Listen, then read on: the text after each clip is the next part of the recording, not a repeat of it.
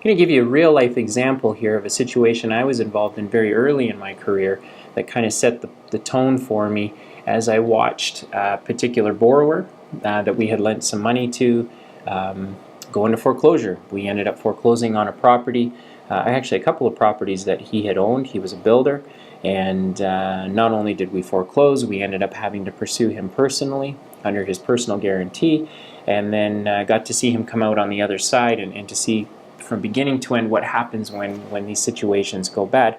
So in this case, a builder had just taken on some new lots that he was going to put some new homes on. Ended up maybe stretching himself a little bit thin. He didn't have quite enough cash to be able to make up the difference in the amount of money that he had borrowed versus his budget. And so the economy took a bit of a dip, and so one of the homes that he was building didn't sell, and so he had to make the payments on that while trying to build these other homes. Anyway, at the end of the day, I remember after we had issued our demand note and our statement of claim, and we had foreclosed on the properties, and there was still some money left owing, we had sued him under his personal guarantee. And I remember sitting in the trustee, and you know, I think life just hadn't gone very well for him. In fact, over the period of time that his life was imploding, he ended up getting divorced. And I remember sitting in the trustee's office with him as he was signing the paperwork, and he was so nervous and just so devastated. His hand was shaking as he signed the paperwork. And I just remember thinking in that moment, wow, I mean, this guy's not in a good place, and here we are, we're the lender, and we're doing the best job that we can to try and recover the money that we had lent to him.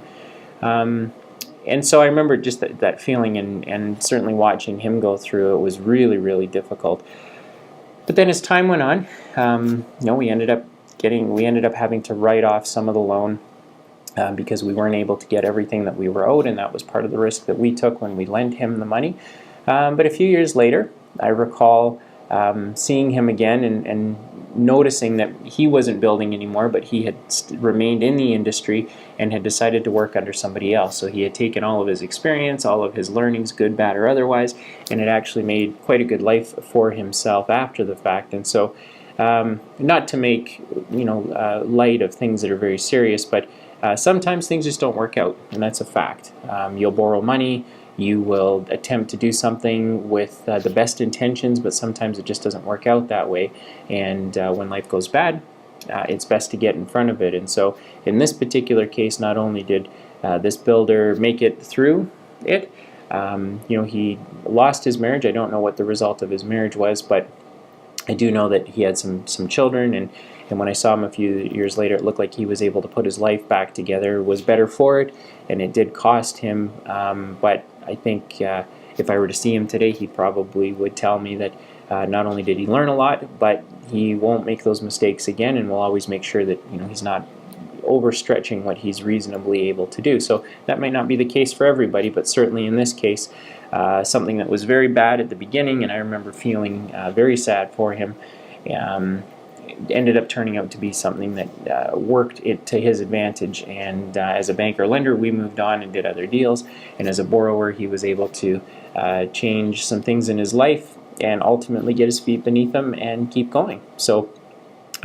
if you feel like you're in a situation of foreclosure, or maybe you're looking down the road and you can see that life's not going to work out, but maybe if you had some more time, or a partner or someone that could help you, or had some capital available, I'd encourage you to jump on emilynow.ca. Maybe borrowing money isn't the right thing to do, but as you go through the website, you're going to end up realizing and seeing some information that you might find helpful in trying to get through your situation. So we've also got a customer service team that can help you sort through that, and so I would encourage you to do that sooner rather than later.